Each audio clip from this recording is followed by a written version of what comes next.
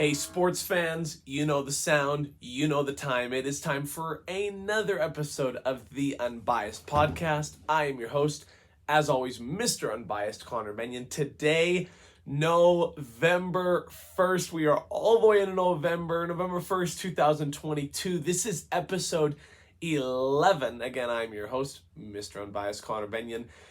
We're going to jump right in as we always do. You know what's wild as we march into November. This could be, and I shouldn't say it could be, because I'm not going to cover too much of the MLB, but simply put, the World Series is underway, and I believe the next time that we meet, being next Tuesday, the World Series champion will have been decided. It will either be the Philadelphia Phillies or the Houston Astros next time we talk.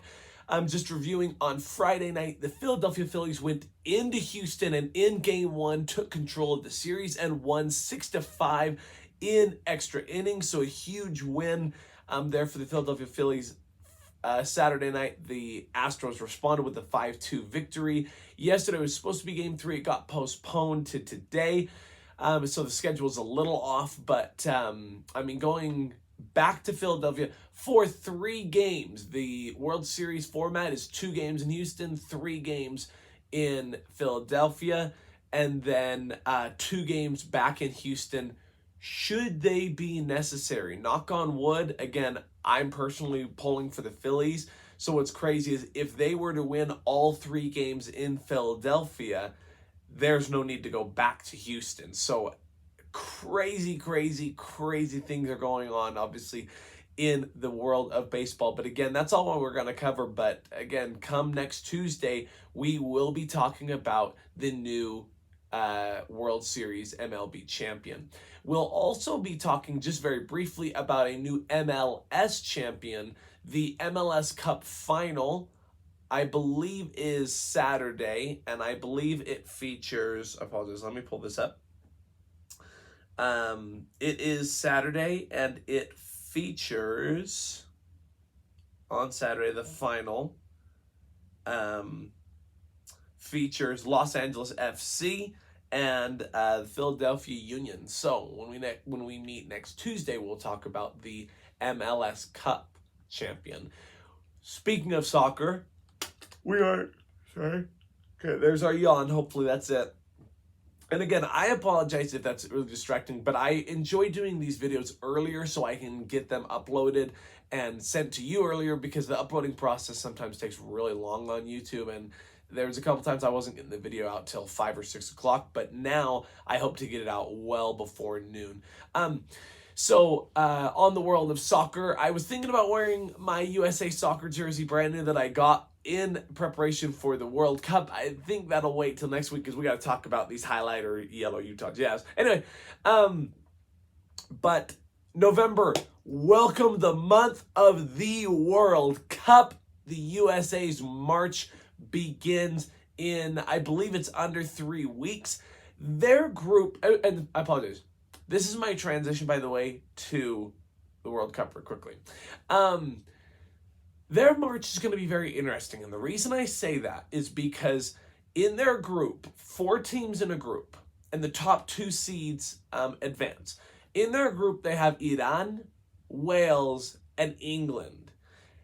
And thank the sports gods above if they're up there for the glorious week that I have been looking forward to for months since I saw this graphic was put together. Thanksgiving weekend. Thanksgiving, which is Thursday, November 24th. Thanksgiving weekend is one of, hopefully, the greatest put together in the sports world in a long time. And I say that because Thanksgiving is Thanksgiving football. Obviously, we all love Thanksgiving football. Friday is USA versus England in the World Cup. Saturday is the game, Ohio State and Michigan. And right now, that game has arguably, next to Georgia and Tennessee, and then the SEC championship, has playoff implications of the college football playoff, because, knock on wood, should both teams continue to win, that's going to be a top 5 clash, deciding practically who goes to the college football playoff, because the winner of that game will go to the Big Ten championship, and then I believe the winner of that, and then, I think Michigan or Ohio State's going to go win the Big Ten. So talk about implications on Saturday, and then that Sunday is a rematch of the highest scoring Monday Night Football game in NFL history. The Kansas City Chiefs host the Los Angeles Rams. What a week. Again, I'm getting ahead of myself, but that's in the context of the USA men's soccer march to the World Cup is interesting because while they're not a power, and while I don't think they're going to see the greatest success, what makes them interesting is Wales and Iran are very favorable matches. So if you can win both of those and either draw against England and hope that you have the better goal differential, or find a way to win. And I get where this is the USA bias, but the World Cup, things happen. Crazy things happen. Teams come to play.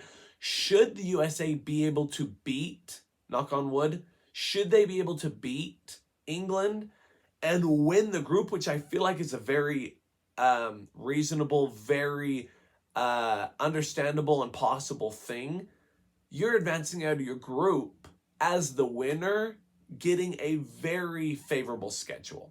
So the World Cup is going to be continuously interesting. I will break that down more and more as we go along. And I say, the other reason it's going to be interesting is because I look at a player like Christian Pulisic, who leads the USA charge, and I say, this dude is seeing major success over in the Premier League with Chelsea. Like, this guy is one of the best that we've seen play the game from the USA side in a long time, arguably ever.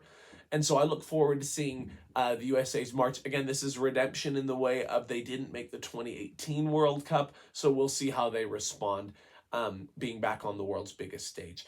But let's continue. We're going to jump into NBA.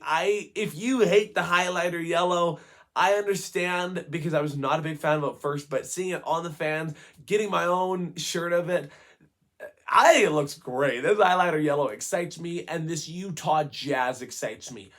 I'm not going to spend too much time, only because I am a big, firm believer, and the Jazz confirmed this for us a couple of years ago. Regular season play almost doesn't matter, because you can be the number 1 seed overall, and you can be the top seed in the West, and you can be upset, if you will, in the second round of the playoffs, blowing a 2-game lead to a Los Angeles Clippers team that didn't have Kawhi Leonard. So I don't want to get too excited, and I especially don't want to get too excited and talk too much, considering that it's such an early part of the season. But as I pull up the Jazz history so far, they are, through October, they are 6-2.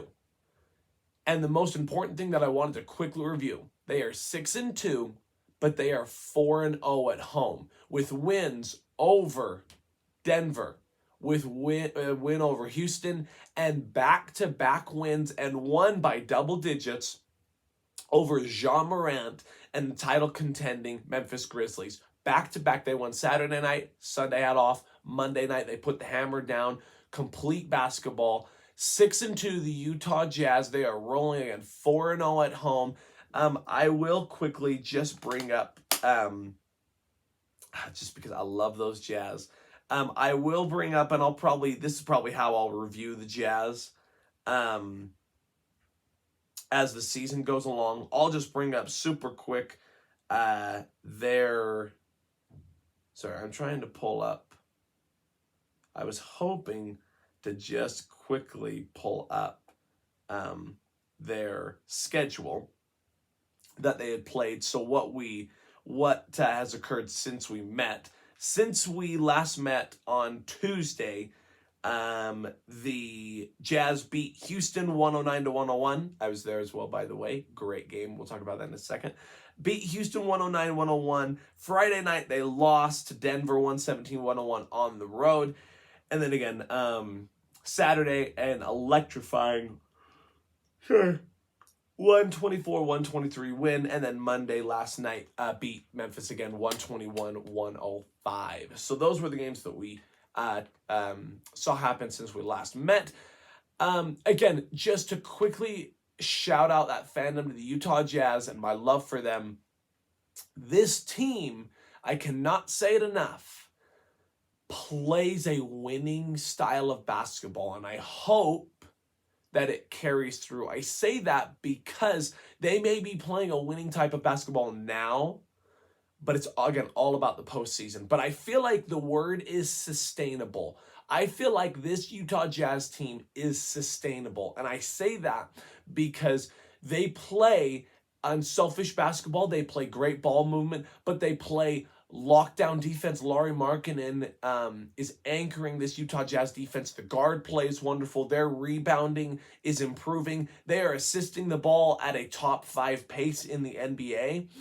And to me, most importantly, they are playing for each other. These guys are just seeing such great success. And back to the 4-0 record at home, their home at Vivint is starting to become an absolute fortress because the atmosphere in Salt Lake is electric. The 2 games that I've been to have made me want to go back because this team has absolute support.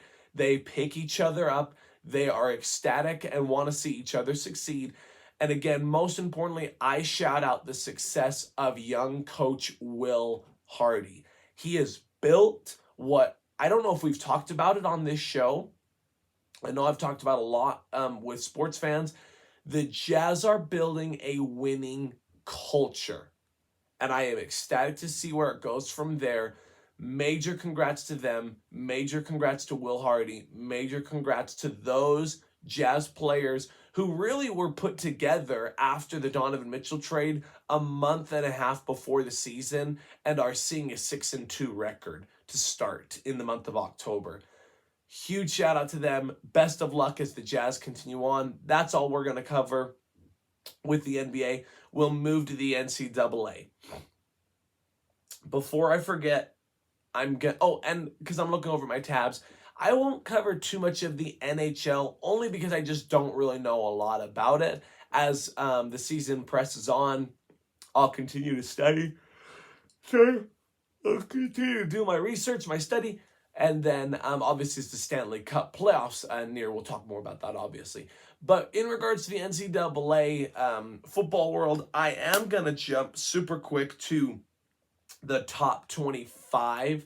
And I'm going to go from there just because sometimes I forget to bring up the top 25. And it's super important because it obviously helps us understand our top 25 matchups that we'll talk about this week. And this is the top 25 according to the Sports Alerts app on my iPad. So, again, there are different top 25s. I don't know if this one reflects the AP top 25 or if this is the coaches poll. I know those are the 2 biggest ones. There's obviously ESPN. But this is what I'm going to go off of with the Sports Alerts app. So if that doesn't line up with the AP poll or whatever you're looking at, I apologize. But this is what we're going to go off of. Number 1 is Georgia. Number 2 is Ohio State. Number 3 is Tennessee. Number 4 is Michigan.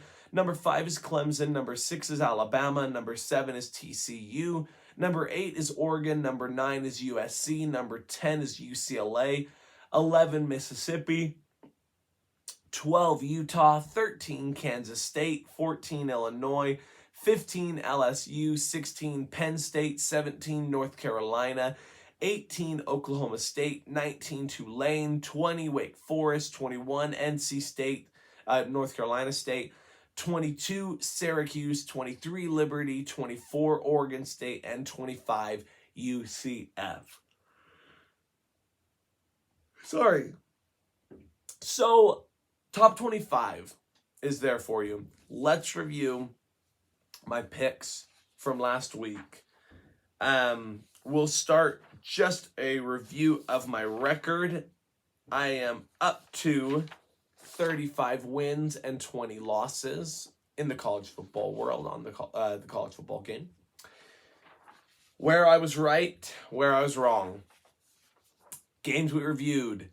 The Utah Utes were at the number 14 Utah Utes were at Washington State.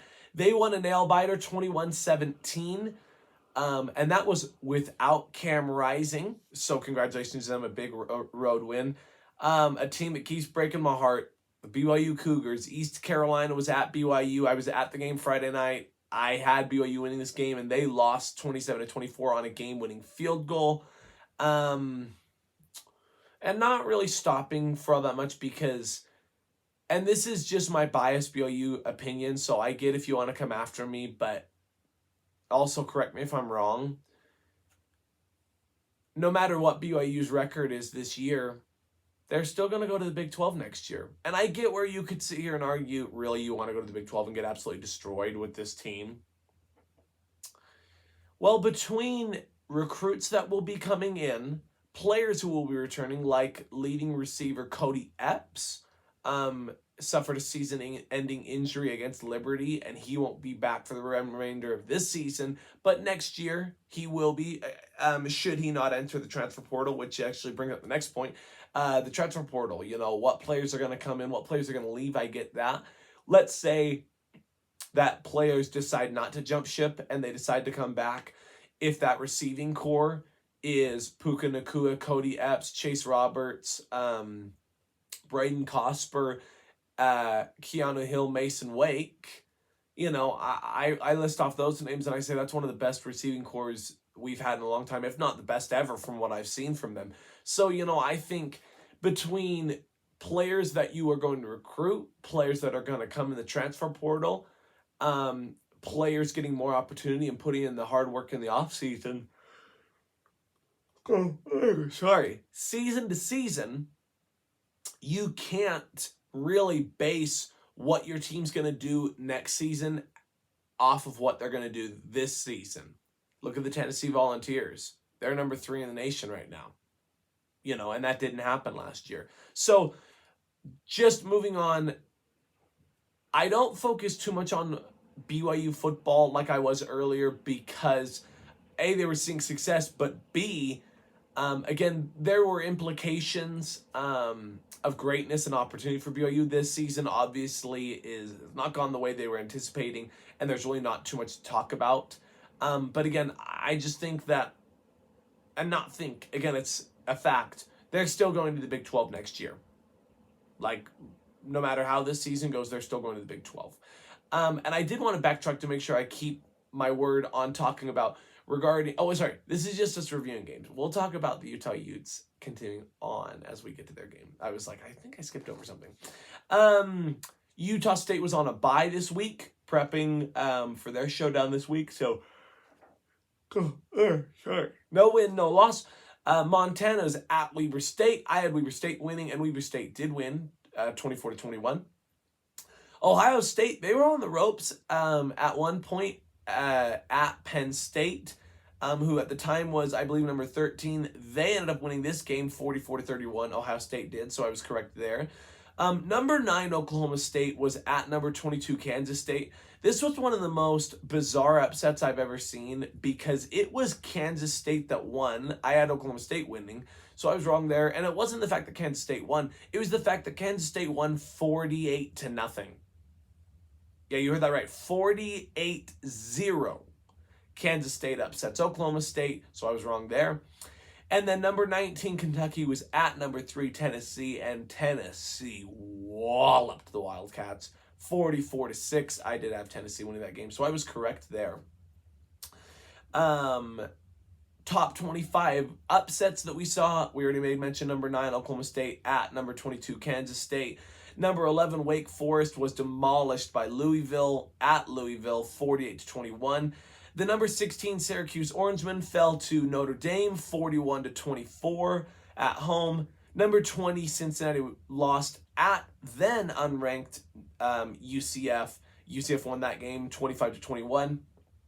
And number 25 South Carolina fell to Missouri at home 23-10. Missouri wins that game. So those were your top 25 upsets. Games this week. This is where I want to give love to those Utah Utes. as we talked about, especially sitting at where they are in the rankings, Utah's got a great opportunity to go back and represent the Pac-12 in the Rose Bowl. I think they're too far out to bust the college football playoff party, but I think a Rose Bowl... Oh, I am sorry, guys. Again, it's not that I'm bored. It's not that I don't love sports. I guess I'm just not a morning person, but I love these morning episodes. Utah, at number 12, they have a great opportunity to win the Pac-12 again and go play in the Rose Bowl. So major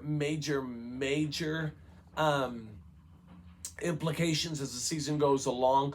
They play Arizona this week. I've got Utah winning. I think they'll win big.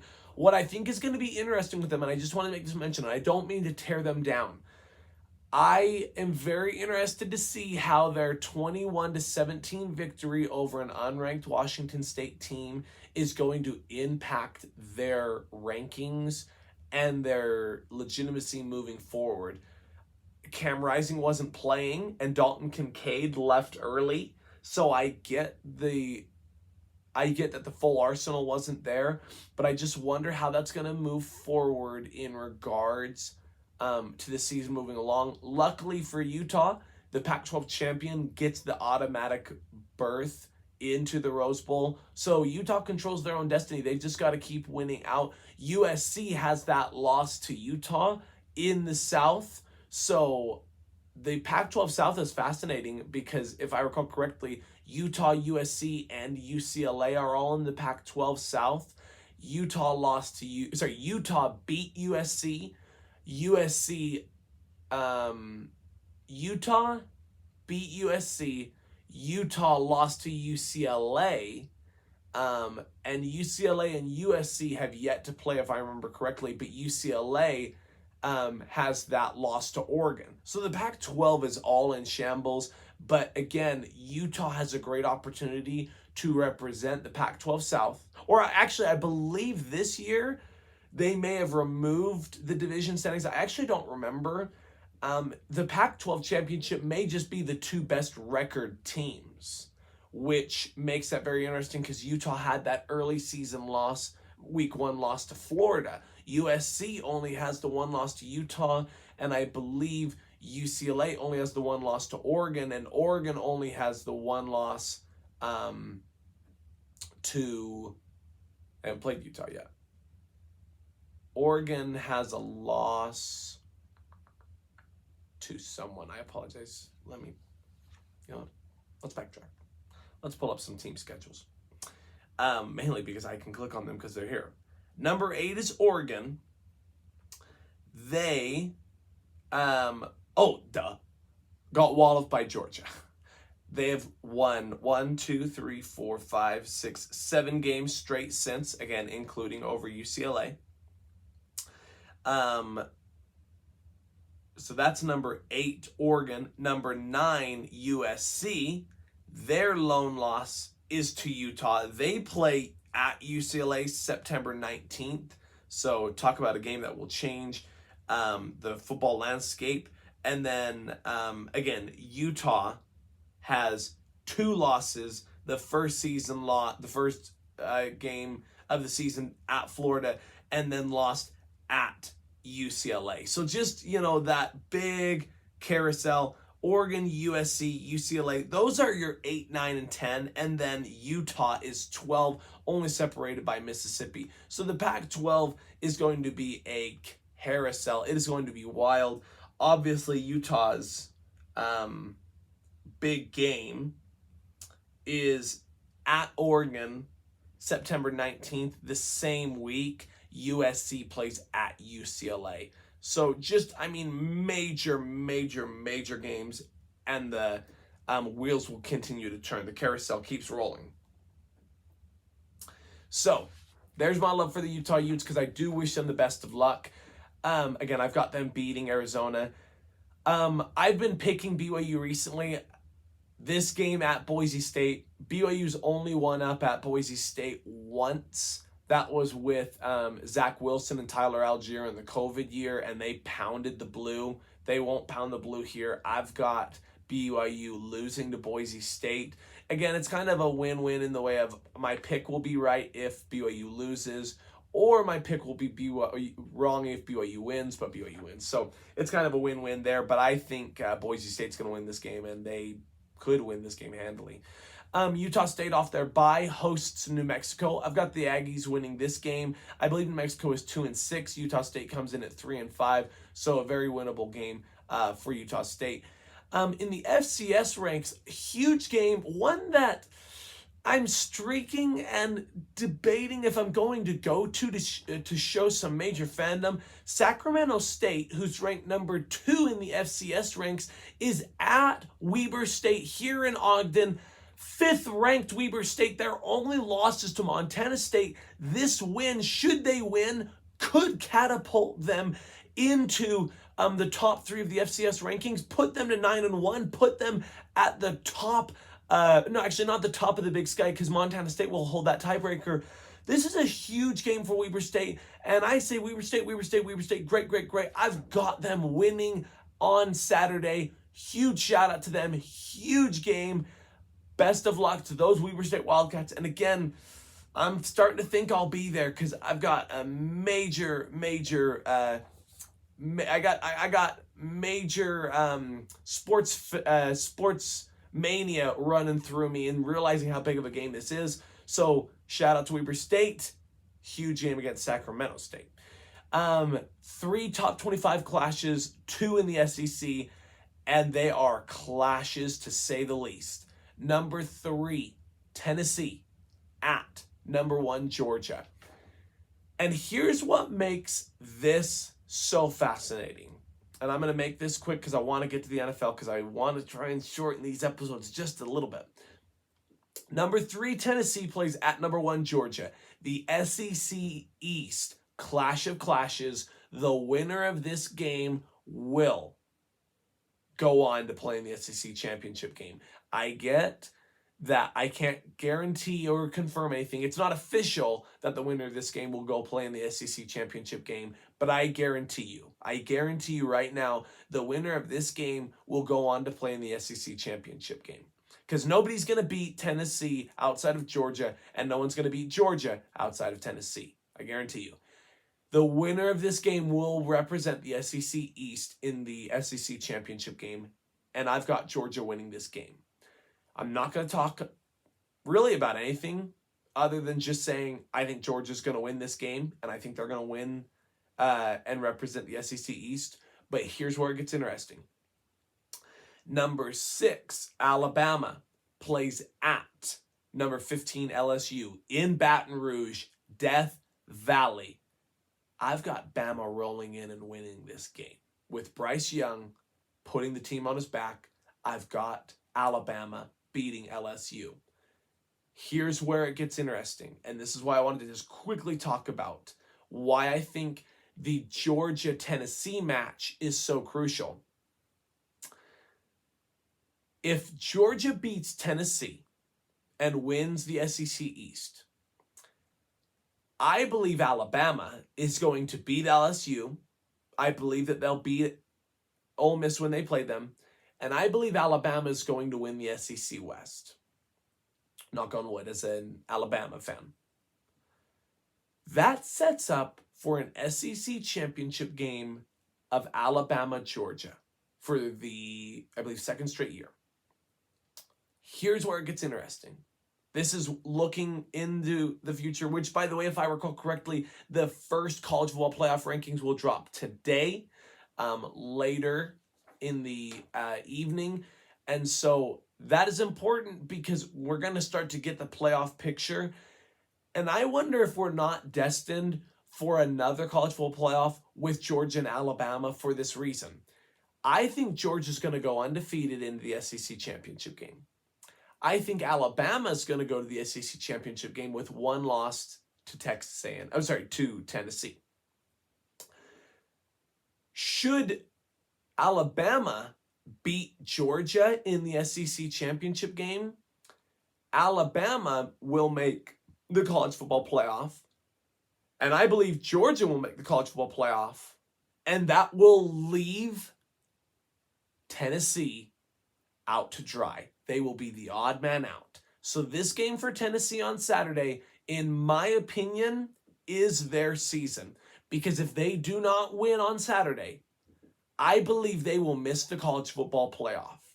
When I say mark my words, I mean take a note, and if I'm right, realize please that I was saying that on November 1st. But if I'm wrong, I'll stand accountable to it. I just think Alabama is going to find a way to win because they recognize that their season depends on them getting to the SEC championship game. And from there, they have to win.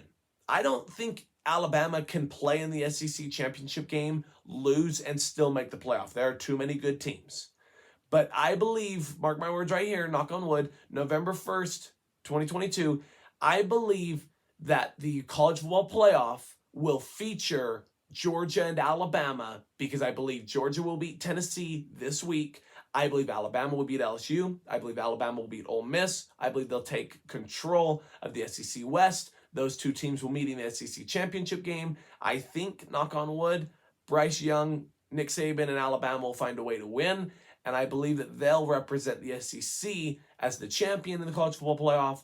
Georgia will be that at-large bid, and Tennessee will be the odd man out. So, best of luck to the Tennessee Volunteers. To me, they have to win on Saturday. But again, I've got Georgia winning that game. And again, I've got Alabama going into Death Valley and winning because I think they realize, especially if Alabama loses on Saturday, to me, that's the season. Because they will have 2 losses in the SEC West. I believe Ole Miss has yet to lose in the SEC. Actually, let's check this out. Ole Miss. Oh, no, sorry, that's right. They got walloped by LSU 45-20. And then LSU, let's bring them into this picture because they're obviously a key player. LSU is 6-2. They lost to Florida State to start the season. They lost to Tennessee, but that is not an SEC West matchup. Sorry, I dropped my paper. So if Alabama were to lose on Saturday, LSU would have 0 losses in... Sorry, I'm trying to get my iPad. LSU would have 0 losses in the SEC West, while Alabama would have 1, and Ole Miss, should they lose to Alabama, would have 2. So it would be LSU 0 SEC West losses, Alabama 1, Ole Miss 2, and even if LSU were to lose an SEC West game, they'd have the tiebreaker over Alabama. So, again, huge game. I think that Nick Saban and the Crimson Tide are going to find a way to win because they realize that this could be the season. Last top 25 matchup is a pick'em game. It's number 20 Wake Forest at number 21 NC State. I hate when they're that close because it's a coin toss. I'm going to pick the upset with NC State. I like them winning that game. Those are all the college games that we're going to review. It heats up, and again, the college football playoff picture will start to form as we march into our final full month of college football in the way of regular season games. Obviously, December, you hit the conference championship games, and then the bowl season. So it starts this week. Ecstatic to see what comes from that. Moving on to the NFL. My NFL record continues to just bob up and down, 69-54. I had a pretty good week this week. I believe it was my best record. I went 9-6 this week in the NFL, pushing my record to 69-54. With this being a new month, this also this week pushes me over the 100 correct prediction mark, 104-74. So 30 games over 500. I'm pretty pleased with my record. Again, over 100. It only took me 11 episodes, so that's an average of 10 correct predictions a week, which I don't necessarily know if that's good or bad. Anyway, moving on though.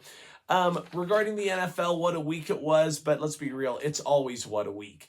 Thursday Night Football, the Ravens were at the Buccaneers. Ravens got on the winning on the winning track on the road and beat Tampa Bay 27-22. I was wrong there. I had the Buccaneers winning this game. I could put this flag up behind me. The Denver Broncos were quote unquote at the Jacksonville Jaguars. This game was in London, and I had the Jaguars winning this game, but the Broncos got back on track.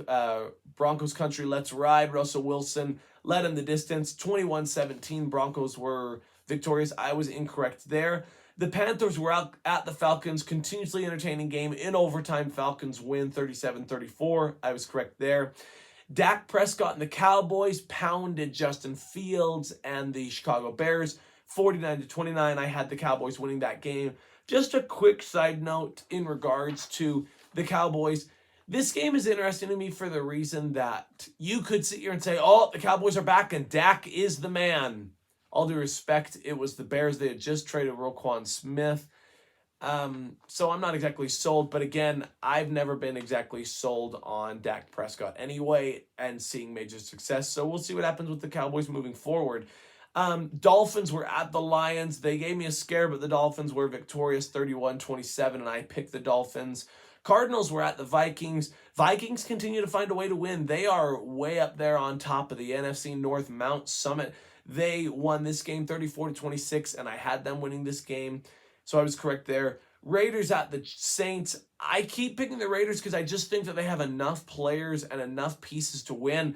They got blanked 24-0 in the Superdome. I was incorrect there. I had the Raiders winning, but the Saints won heavily 24-0. Patriots, so I was wrong there. Patriots were at the Jets. I had the Jets winning this game at home, and the Patriots did win this game 22-17. I was incorrect there. They continue to be an interesting team, the Patriots. They won this week. I was incorrect there. Steelers were at the Eagles. I had the Eagles winning, and they won handily 35-13. Titans were at the Texans. I had the Titans winning this game, and they were victorious 17-10. In an absolute pick'em game, Commanders were at the Colts. I had the Commanders, and luckily they came through for me. Commanders win 17-16. I was correct there. 49ers at Rams. This is a funny game because this was the second game that as I watched it, as a 49ers fan, I wanted to see the 49ers win, but I saw them winning, and I was like, I knew I should have picked the 49ers. I picked the Rams. But then as I pulled up my printout, I realized, and rewatched the show, I realized that I picked the 49ers. I didn't think that I had picked the 49ers, so I was bummed that they won in regards to my pick. But it was a double. Like, I picked them to win, so I was correct, and they won. As a 49ers fan, it was awesome. I didn't know I picked them until Sunday. So I had the 49ers winning. Christian McCaffrey, the triple crown of touchdowns, a rushing touchdown, a passing touchdown, and a receiving touchdown. Is he the difference that can push them over the edge and really bring them back to the promised land of the Super Bowl? I don't know, and I say I don't know because this Rams team to me has so many questions and problems, and I just don't know if their win solidified to me that they're an absolute contender. I think Christian McCaffrey is going to bring them to another level, but I don't know if that they're at that Super Bowl contending other level like I felt like they were when they went to Super Bowl 54.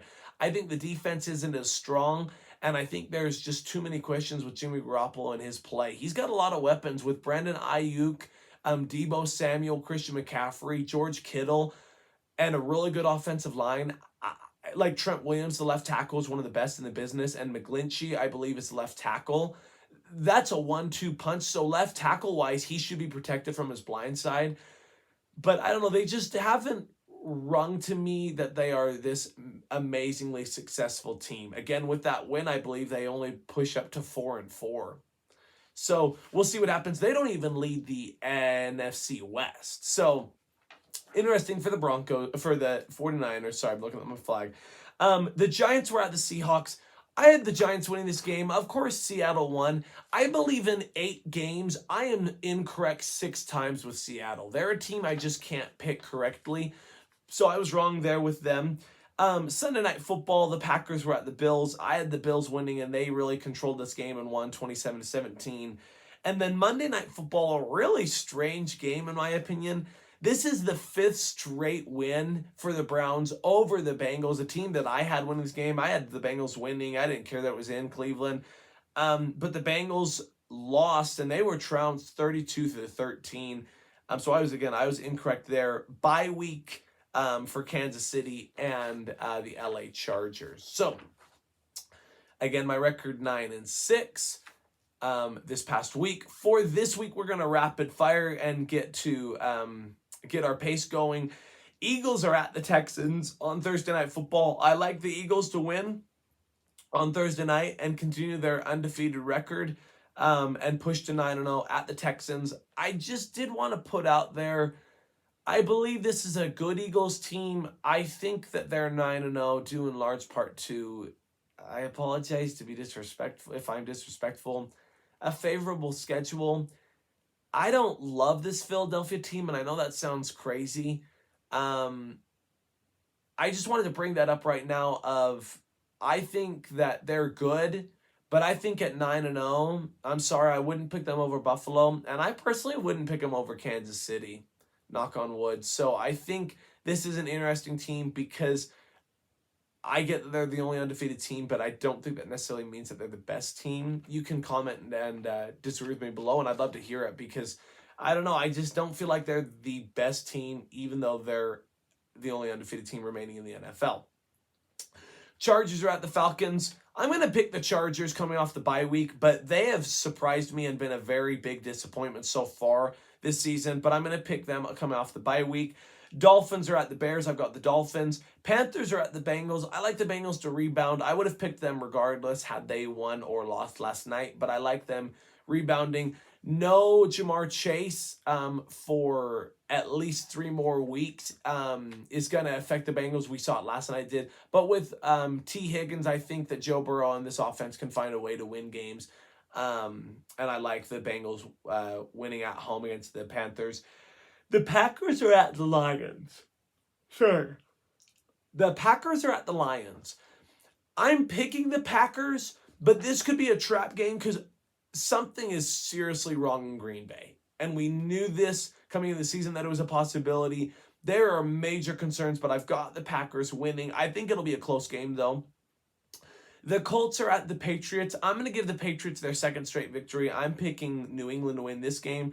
The Bills are at the Jets. I like the Bills to win another game. I like them to continue their AFC East lead over the Jets and the other teams in that division. The Vikings are at the Commanders. I like the Vikings winning this game and pushing them to, I believe, 8-1 or 7-1. This is a really interesting and entertaining Vikings team. I think defensively they're a good football team, and offensively I like the play of Kirk Cousins. I love Justin Jefferson and Adam Thielen and Dalvin Cook in the backfield. I really like this Vikings team. I think they're going to do some great things this season.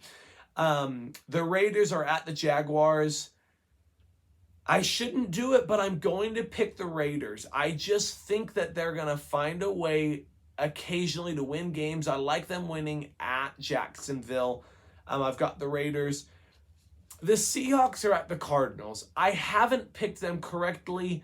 The Seahawks beat the Cardinals in Seattle 19-9 just a few weeks ago. The Cardinals didn't have DeAndre Hopkins, and he is back now, and he leads the NFL in receptions and yards since returning, if I recall correctly. And my gut tells me to pick Arizona because they're at home and they've got DeAndre Hopkins, but I haven't been able to pick Seattle correctly, so I'm going to go against my gut, and I'm picking Seattle, but that probably means I'll be wrong. I've got the Seahawks beating the Cardinals. The Rams are at the Buccaneers. I like the Rams to win this game just because I think that they can find a way to win. I get both teams are coming off of tough losses, but I like the Rams coming off of a loss to a really good Niners team. Well, sorry, I shouldn't say a really good Niners team. A Niners team that is coming together, getting injuries back, piecing together, having Christian McCaffrey. I'm going to pick the Rams, but that is an entertaining game. Being in Tampa Bay, Tom Brady is not a quarterback that's going to lose very consistently, and it's just been a rough go so far. So I like the Rams, though, winning this game, but that is a tough game. I won't be surprised if Tampa Bay wins this game. Sunday Night Football, the Titans are at the Chiefs. I'm just going to make this simple. I'm picking the Chiefs, not only because I think they're the better football team. Really quickly, just to give some love to my boy, Patrick Mahomes. Patrick Mahomes leads the NFL in passing touchdowns in, I saw there was a graphic. He leads the NFL in passing touchdowns. I believe it's passing yards. And I think QBR. And he has played 3 top 10 defenses this season. He's doing it against the best. The Titans have given the Chiefs fits before, especially that running game with Derrick Henry. But I just think the Chiefs are the better team. But I also look at the Chiefs and say they're coming off of a bye week. Andy Reid is an animal and almost unbeatable coming off of a bye week. Sunday Night Football, I look forward to this game because I think Kansas City's going to win. And knock on wood, I think they could win pretty handily. I like this Kansas City team over Tennessee. With or without Derrick Henry, they'll have Derrick Henry, but like whether they have Derrick Henry or even if they didn't have Derrick Henry, I'd pick them. And with or without Ryan Tannehill, I know Malik Willis saw time against the Colts, against the Texans. So I like this Chiefs team to win Sunday night. And then Monday Night Football, the Ravens are at the Saints, and I like the Ravens to pick up their second straight victory. I like them to right the ship in a very interesting AFC North, because the Steelers are struggling, the Bengals are struggling, and without Jamar Chase, they can make up ground possibly. And then the Browns. The Browns just beat the Bengals, but no offense, but they're the Browns. I think the Ravens can definitely win this division still, and get that top 4 playoff seed. So those are my picks. We're loaded on the bye week. This week there's 6 teams on bye week, so 3 games. Less, so we'll only have 13 games to cover, which I just did. Cleveland, Dallas, Denver, New York Giants, Pittsburgh, and San Francisco all have their bye weeks to get healthy, to rejuvenate, recuperate, and prep for the season as we go along. We're getting to the point where we can start talking about division races. We can start talking about the playoff picture, only because, again, you want to start piecing together that teams aren't going to lose. Look, really good teams, like I look at Buffalo and I say, Buffalo, they are, I apologize, let me pull up their schedule. I'm thinking they're 6-2 after their win. I'm thinking they're 6-2 after their win over Green Bay. Sorry, they're 6-1. So 7 games. We play 17 games, so not quite halfway there. But with 10 games remaining, I look at it and I say, if Buffalo's only lost 1 game in 8 games, if they were to repeat that, they would be 14-2 in their next, they'd be 7-1 again, and all of a sudden you're talking 14-2 going into week 17. So you're not going to see a lot of losses by really good teams like Buffalo, knock on wood, like Kansas City, in my opinion, like Philadelphia. Again, I think San Francisco's going to start trending upwards. So the playoff picture, the division races, who's the best, important games are going to come down to it because, again, in the AFC side, the difference of the top seed, of the 1 and 2 seeds, is Kansas City and Buffalo, and it's the 1-game tiebreaker. Buffalo owns the tiebreaker over Kansas City right now. So,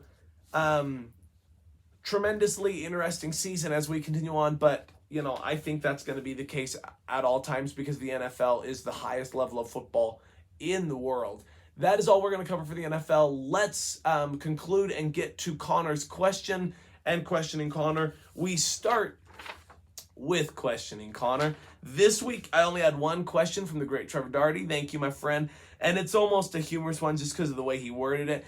He said, should quarterbacks be penalized for kicking a defender while sliding? I referenced the Bears and Patriots game last Monday night when Mac Jones slid and his cleat hit the quote-unquote Twins playpen, end quote, of the Chicago defender. The NFL protects the quarterback wholeheartedly, but what about defenders? And I'm glad you bring this question up, Trevor, because I think of, and I know you're going to be like, how did he bring Kansas City into this? But I'm going to. I think of when Kansas City, I brought this up, maybe not on this show, but maybe my other podcast, the BABBLING Bennion. When I brought up that Derek Carr, when he fumbled the ball, became a defender. Because when the ball is loose, when the ball is fumbled, all players become all players own right to that football. Anybody can get that football. So the protection of the quarterback should disappear. So to answer your question, Trevor, I think of when a quarterback is sliding, in my opinion, they become a runner. They lose the status of quarterback protection. And if that is the case, throw a personal foul, just throw a personal foul, and you could even lead. I think of in soccer with in soccer, if you slide in your feet, like if this is how you run, and your foot is elevated and you are sliding into a defender or an offensive player, and your cleats go into them, it's an automatic red card. And so like that here, you should say personal foul. Again, I don't think you need a name for it. Just personal foul. I mean, if you wanted a name, maybe sliding infraction. I don't know. I don't really like terms because I think it sounds stupid. Sliding infraction. But I would just say personal foul on the offense. And then when they watch it, the commentators can be like, you're going to see they're going to get a 15-yard penalty on the quarterback because when he becomes a runner, he doesn't have protection. And because he doesn't have protection, if he goes down to slide and leads with his cleat up and makes contact with the defender, that's on him. But I also see where you can then ask, well, what do you want the runner to do? What do you want that? And again, and that's kind of taking away just the quarterback. What if a running back is sliding? I mean, I don't think I've ever seen a running back slide unless they're trying to go down and waste time. But in regards, I see both sides of the coin. I don't think it would hurt to go with a personal foul on the quarterback just to protect players. Like you said, the NFL is all about protecting quarterbacks, but if you're running the ball, as far as I'm concerned, you don't become that defenseless offensive player. You become a runner, and they can hit you like they're hitting a running back if you don't go down to slide. If you go down to slide, I guess the other side of the coin, Trevor, is if they go down to slide, there's no such thing, thank goodness, Kenny Pickett. Sorry, I'm bitter about that stupid fake slide that he had in the ACC championship game. Anyway, there's no such thing as a fake slide. If you start the sliding motion, you'll be known as giving yourself up. So it's kind of both ways, Trevor, I think. But I don't mind if there was a 15-yard penalty if your cleats make contact, whether you initiate it or not. I think it's worth making the penalty personally. So great question, Trevor. For questioning Connor, Trevor also responded, and my question was, who's the best running back in the league? Because there are some great running backs. And he brought up a great point. He said, I'm torn between two backs. Derrick Henry of Tennessee is big, fast, bullies you for extra yards, and has the nastiest stiff arm in the league. Coming from a Ravens fan, he knows very well. Saquon Barkley of New York is explosive, elusive, and great at catching the ball. If I were to start a team and build around a running back, I'd go with Saquon. And that's my answer as well, in the way of we've seen Derrick Henry be King Henry, but postseason-wise, in the AFC Championship game, he got shut down in the second half against Kansas City, and it led to Kansas City winning that AFC Championship game, and they went on to win the Super Bowl. So, I look at Derrick Henry's ability to be stopped, and I don't think he's been dominating the league this year as much, while Saquon Barkley is on a 5-2, I believe, 5-2 Giants team, and he is the best player on their offense, probably the best player on their team. Moving forward, yeah, I think Saquon Barkley fits more of that mold of ability to change the game, while I think Derrick Henry can change the game, but I don't think he's a game changer. If that makes sense, it probably doesn't. But that's kind of the way I view it. I think Saquon Barkley is a game changer. I think Derrick Henry can change the game should the opportunity present itself, but I feel like Saquon Barkley changes the game consistently. So great question, Trevor. Thank you for that. To conclude, we'll hit our Connor's question. And this one is, again, because I look at the NFL races right now and I feel like we're getting a pretty good feel for who's who and who's what's what. My question put out there is, through the weeks that we've seen, who do you feel are the Super Bowl frontrunners? The question for Connor's question this week, who do you feel are the Super Bowl frontrunners? Thank you so much for joining November 1st, 2022. Can't believe it's already November, episode 11 of the Unbiased podcast. I've been your host, as always, Mr. Unbiased, Connor Bennion. Thank you and have a great day. Look forward to, again, the next time we meet, there will be a new World Series champion, a new MLS champion. We'll continue to talk about the NBA, college football. We'll have the top 25 absolutely shook. We'll get a much better feel on the college football playoff as the rankings drop today, Tuesday. And we'll continue with the NFL. Thank you again for joining. Have a great rest of your day. Thank you.